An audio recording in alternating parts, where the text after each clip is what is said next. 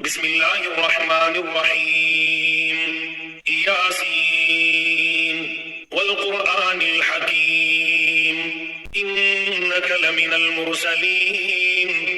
على صراط مستقيم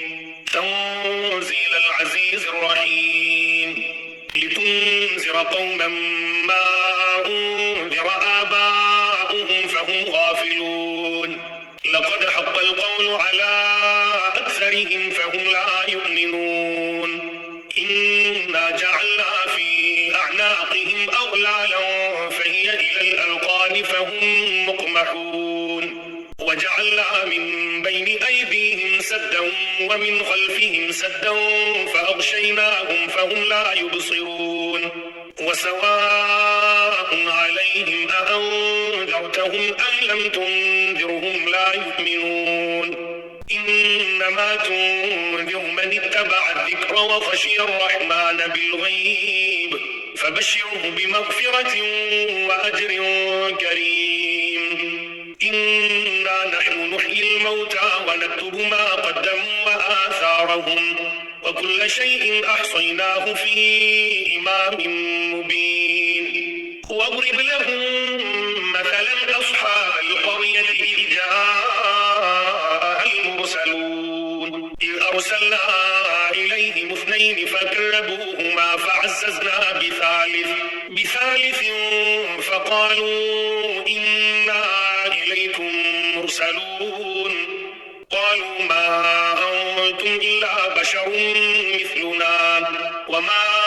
أنزل الرحمن من شيء إن أنتم إلا تكذبون قالوا ربنا يعلم إنا إليكم لمرسلون وما علينا إلا البلاغ المبين قالوا إنا تطيرنا بكم لئن لم تنتهوا لنرجمنكم وليمسنكم منا عذاب أليم قالوا طائركم معكم أئن ذكرتم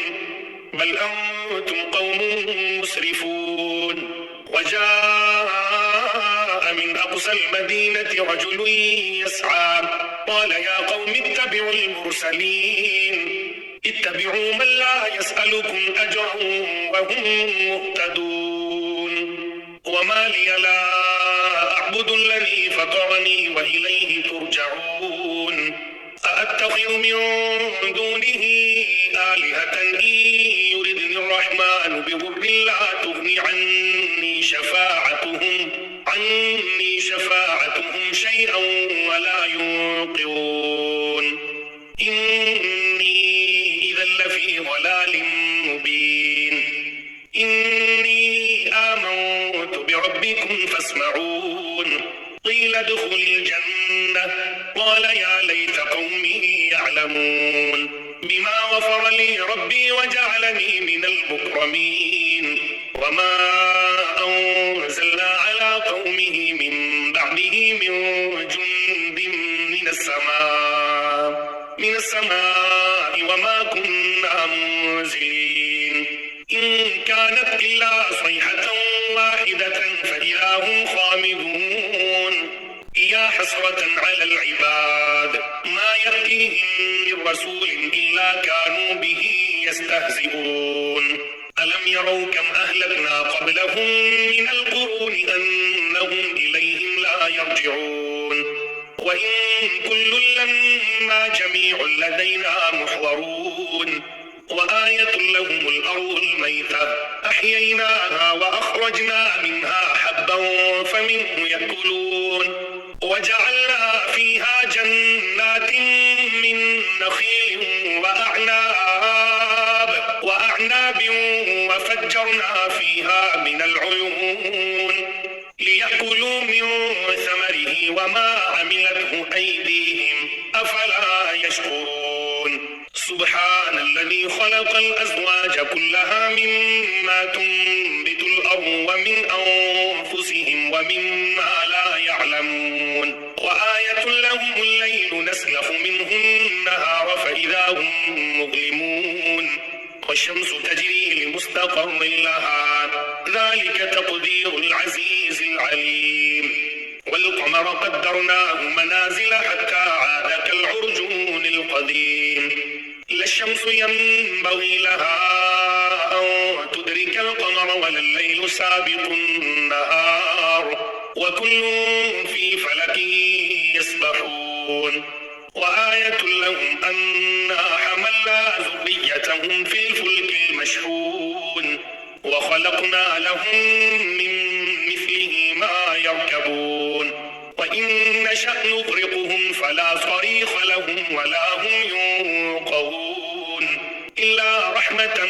منا ومتاعا إلى حين وإذا قيل لهم اتقوا ما بين أيديكم وما خلفكم لعلكم ترحمون وما تأتيهم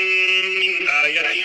من آيات ربهم إلا كانوا عنها معرضين وإذا قيل لهم أنفقوا مما رزقكم الله قال الذين كفروا للذين آمنوا أنطعم من لو يشاء الله أطعمه إن أنتم إلا في ضلال مبين ويقولون متى هذا الوعد إن كنتم صادقين ما ينظرون إلا صيحة واحدة تأخذهم وهم يخصمون فلا يستطيعون توصية